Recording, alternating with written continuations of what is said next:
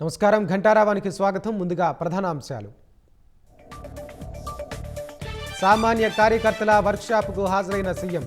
చివరి సీట్లో కూర్చుని నాయకులు చెప్పే తరగతుల పరిశీలన.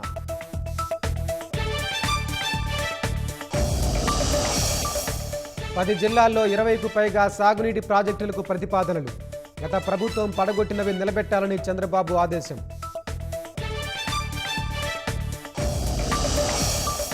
సూర్యఘర్ ఆర్డీఎస్ఎస్ పనులు వేగవంతం చేయండి. రైతులకు సకాలంలో కనెక్షన్లు మంజూరు చేయాలన్న గొట్టిపాటి.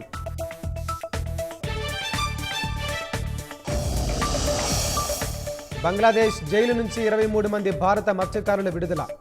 సొంతూళ్లకు రానున్న 9 మంది విశాఖ జాలర్లు.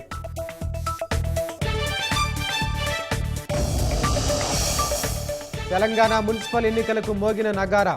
ఫిబ్రవరి 11న పోలింగ్, 13న ఓట్ల లెక్కింపు.